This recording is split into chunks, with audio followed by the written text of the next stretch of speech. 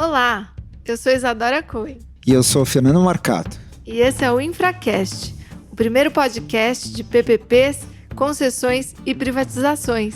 Que na sua quinta temporada se consolidou como um veículo de geração de conhecimento para estudiosos, empresários e interessados no tema.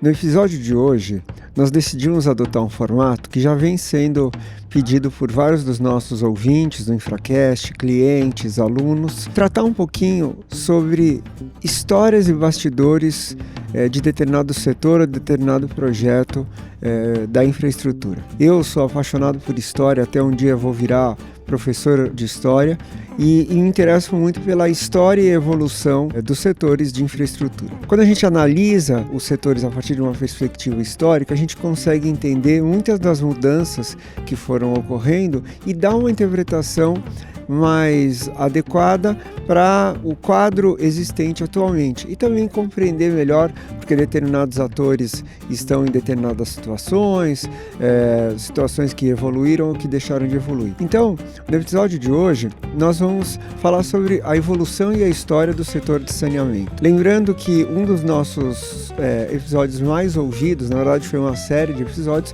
foram entrevistas que a Isadora e eu fizemos sobre o novo marco legal de saneamento de 2020 e a gente agora vai recuperar um pouquinho desse tema, mas começando lá atrás. Começando na década de 70, passando pelas décadas seguintes, até chegar onde chegamos agora no setor de saneamento da forma que ele está constituído hoje. Espero que vocês gostem. Joãozinho segue dormindo ao som da voz do papai e vocês também vão ter o privilégio dessa voz maravilhosa do Fernando para contar um dos episódios interessantes da história do saneamento que envolve um ator conhecido por muitos, que é o FIFGTS. A gente estava falando sobre como o setor foi se desenvolvendo e quem eram os atores dentro desse setor, tanto os públicos quanto os privados. O Fernando falou sobre os empreendedores do saneamento e como foi importante, né, eles ganharem esses espaços e, enfim, transformarem a história do saneamento que a gente vai contar para vocês. Mas um ator relevante é o FIFGTS. Conta pra gente um pouquinho mais dessa história. Essa foi uma ideia que ocorreu no governo Lula, né? Se não me engano, Lula 2 e depois Dilma 1, Dilma 2. Agora tenho dúvida se foi Lula 2 ou foi Dilma 1, mas enfim. E basicamente a ideia qual era? Era dar maior rentabilidade ao recurso do FGTS, do Fundo de Garantia, que ele fica depositado e ele tem que remunerar uma taxa baixinha, né, que a gente recebe com o nosso fundo. Quando a gente levanta uma demissão, por exemplo, a gente levanta o nosso fundo do FGTS, ele é remunerado a uma taxinha baixa, né? Então a ideia qual era? Era pegar parte desse recurso que estava debitado e colocar num fundo de investimento que pudesse investir em infraestrutura. Isso acontece ao redor do mundo, né? Os Sim. fundos de pensão, inclusive, eles são grandes atores na infraestrutura global, né? Exato. Aqui no Brasil, a gente ainda não tinha muito essa cultura, não é? Exato, eram dois movimentos. Você teve um grande movimento dos grandes fundos de pensão, que era o Petros, da Petrobras, o FUNCEF da Caixa e o do Banco do Brasil, como chama? Petros, FUNCEF E a Previ, né? Que é dos funcionários do Banco do Brasil, esses criando parcerias, por exemplo, criando a Invepar com a OAS, os três fundos com a OAS. Então esse é um primeiro movimento importante. Então eles criaram um operador de saneamento que, por exemplo, ganhou a concessão do aeroporto de Guarulhos. Gente, só uma coisa para um corte aqui. Olha o ronquinho do nenê. Olha isso, eu vou até colocar o microfone, Rafa.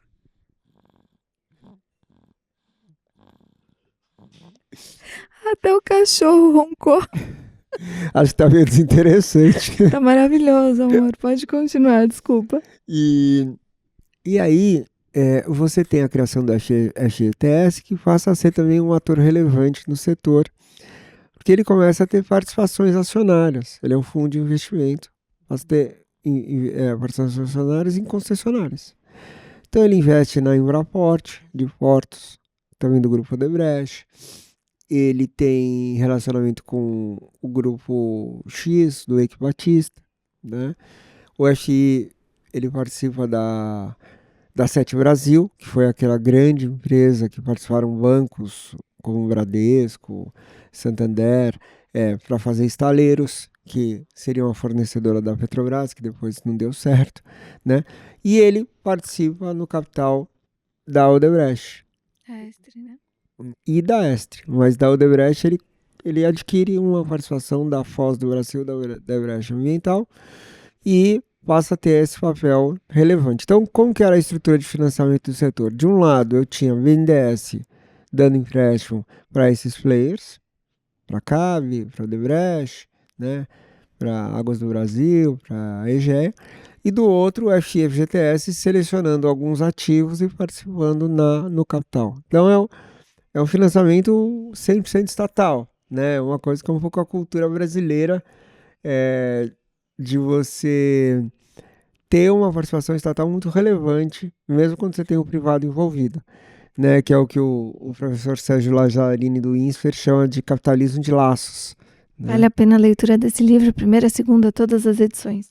Então é um pouco essa ideia de que tem uma lógica econômica por trás, que é quando o ambiente regulatório é instável, você precisa mitigar o risco. E aí uma forma de mitigar o risco é trazer o governo para dentro.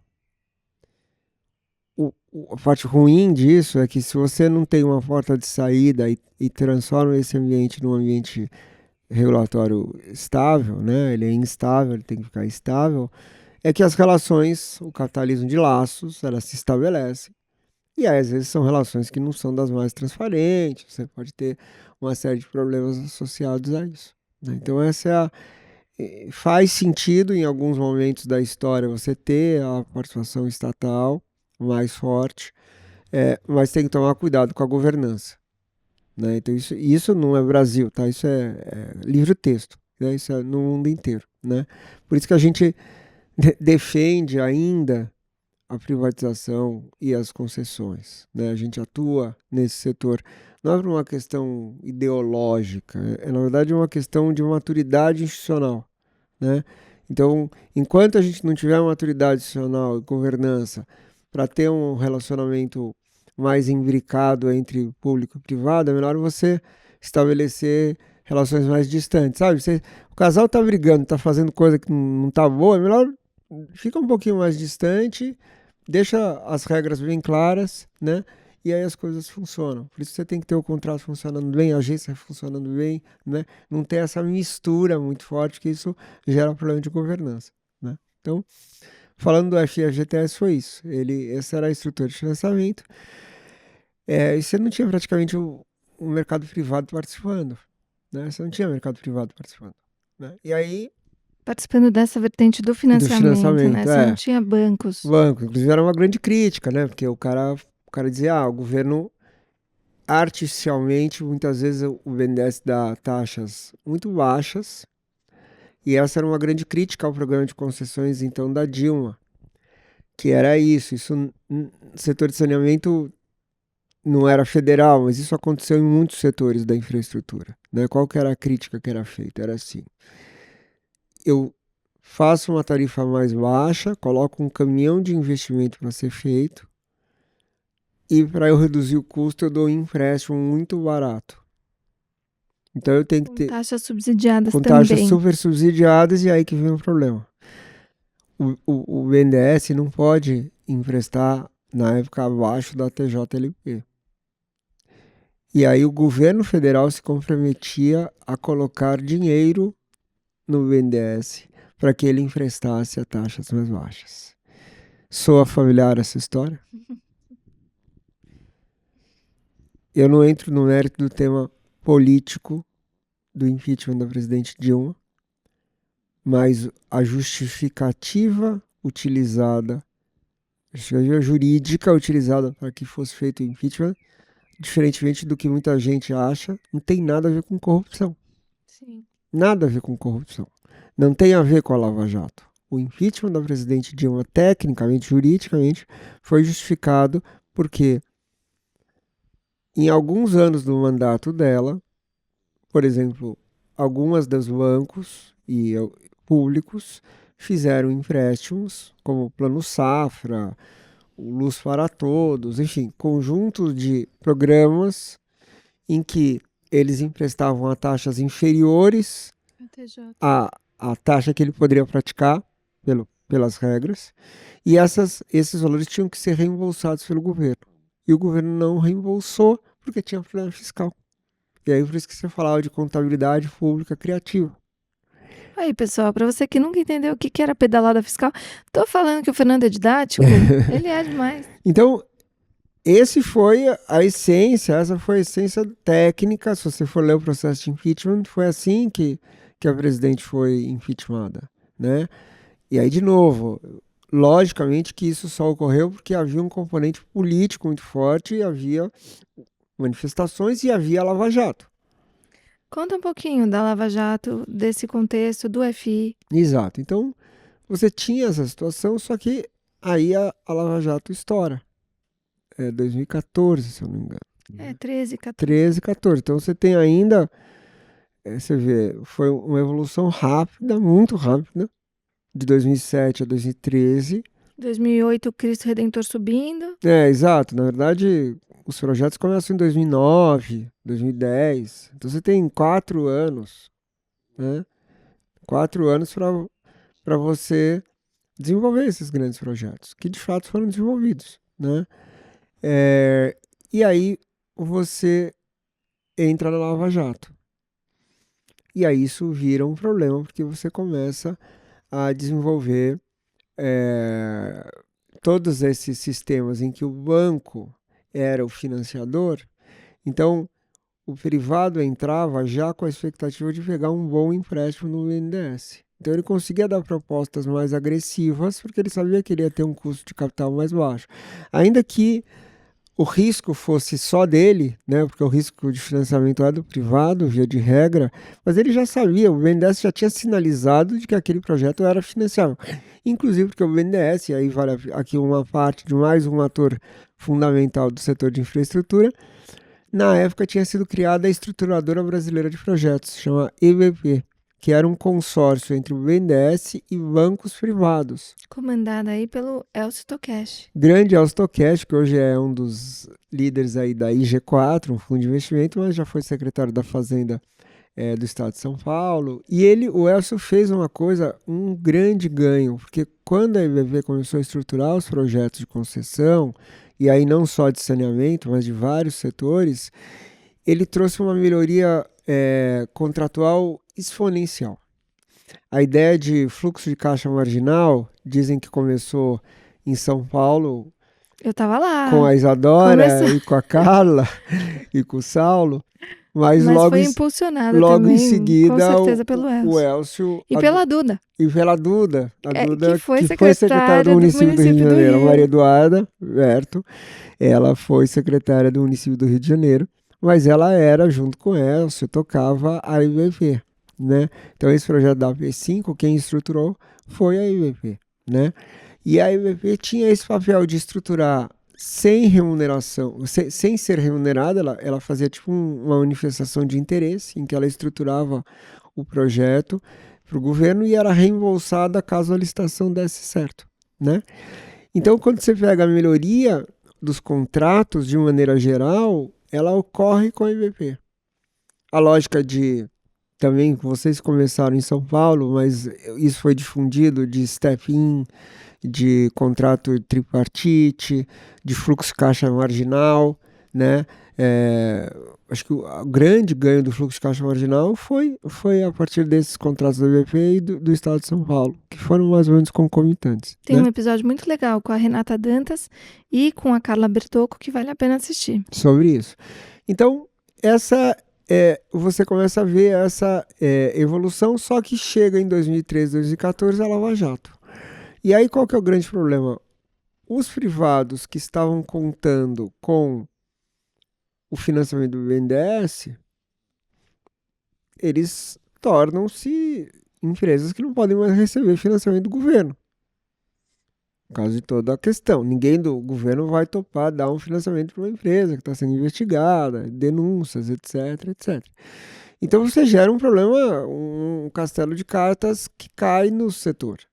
É sistêmico, né? No fim É das sistêmico. contas, é o que você falou. A tarifa podia ser um pouco mais baixa, o cara já me dava acreditando que ele ia ter uma taxa melhor no financiamento.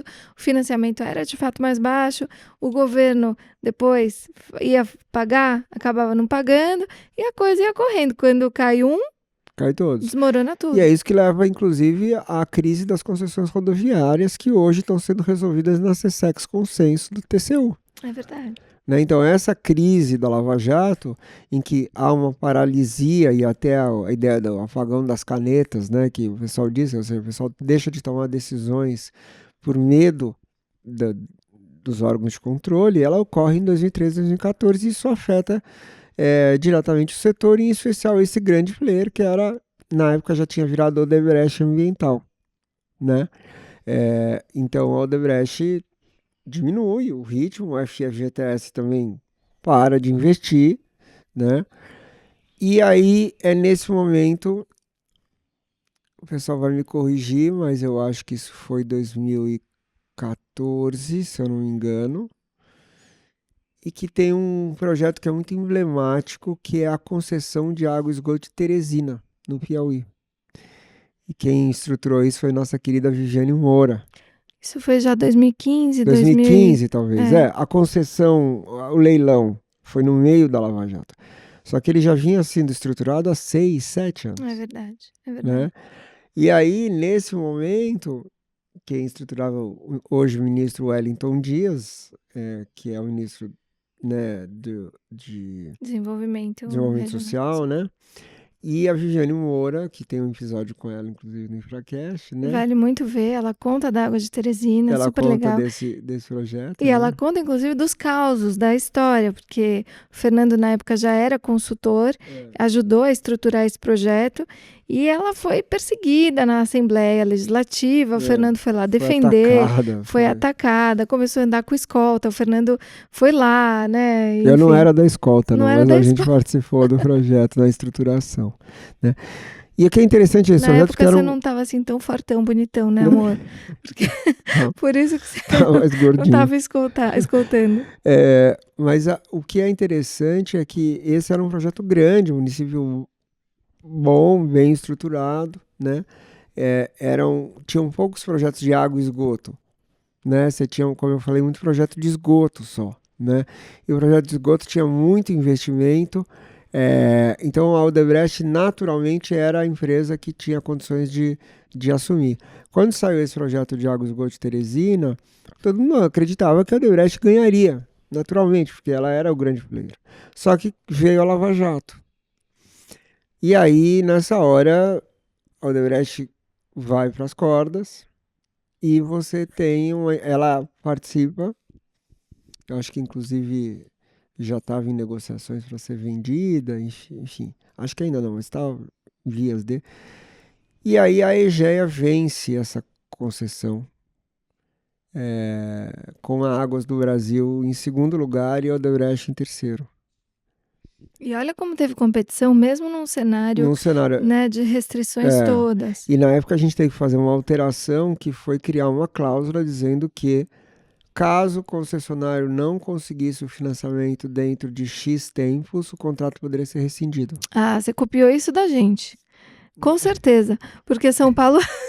Tô falando, a gente já fazia isso ali em São Paulo. Aqui é aquela competição saudável do casal, mas claro, todos os méritos para você e para Vivi, meu amor.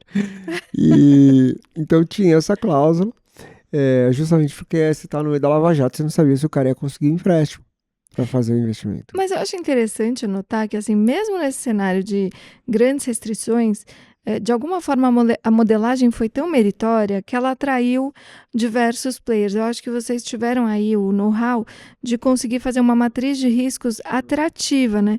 Eu me lembro, eu já atuava também no setor, né? Como a gente já contou em outros episódios, mas eu me lembro que a gente fez uma grande ginástica em São Paulo para mudar o perfil das concessões completamente. A gente até contratou consultorias internacionais, o próprio Banco Mundial, pelo IFC, para conseguir fazer essa virada de chave. E assim, por mais méritos que de fato São Paulo tem e teve, a gente, enfim, pegou um setor que estava muito arrasado com a crise para ser o pioneiro, o primeiro, que era o setor de rodovias, de concessões rodoviárias. E você teve ali o surgimento de novos players, como foi o caso do Pátria. E aí, nesse ambiente do saneamento, você tem também empresas que já participavam do negócio, apostando mesmo assim. E aí você falou, o Underdog, a Egea, não só apostando, como levando, né? E aí é um projeto um projeto grande, né? Que ninguém, assim, esperava que a Egea fosse levar. Né? Hoje, óbvio, qualquer projeto que sai, sei lá, a Egea vai levar, é a maior, tá? Mas na época quem era a maior era o Odebrecht. Então todo mundo fala, quem vai levar é o Odebrecht, né? Pelo porte, vai ser a maior outorga, etc, Ou a etc. Águas também, né? Que já estava Ou no a setor. Águas, mas era assim, era o Odebrecht, Odebrecht, né? Odebrecht. Tinha sempre essa presença. Isso é interessante, o setor ele se evoluiu com um grande líder, né? Assim como nas rodovias, Nas né? rodovias também, a CCR, hoje né? Motiva, Demorou né? para você diversificar, E né? se você pega também outros setores, né? Você tem a mesma presença de um primeiro player De um que pioneiro. resolve empreender. Isso é muito meritório, né? Exato. Então você tem essa vitória da Egea, que dá uma encorpada na empresa, né? E a empresa daí, os acionistas não estavam envolvidos em nenhum tema da Lava Jato, até porque não era uma construtora. Menor. Não só por causa disso, logicamente, mas digo, não tinha contratos com Petrobras, então não tinha acusações, nada disso. E é interessante como a empresa, então, se viabiliza, né? E aí, a partir disso, todos os projetos que começam a sair, a Egea passa a ser o principal candidato. Né? Então ela vai se estruturando e ela ganha daí, e esse é um movimento interessante do setor, ela ganha 2 acionistas de peso. Primeiro o GIC, que é o Fundo Soberano de Singapura, em que ela vende uma participação, e aí já mais em 2019, se eu não me engano, a Itaúsa, que é o holding da família Setu, enfim, que é quem controla o Banco Itaú. Né? Vocês estão vendo, gente? Eu perguntei para o Fernando sobre financiamento do setor.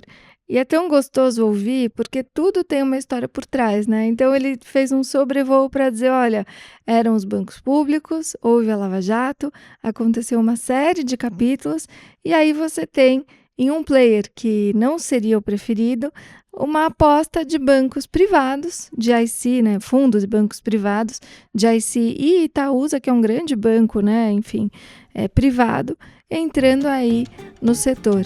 E a gente agora vai falar da titularidade, mas isso só na próxima roda de conversa.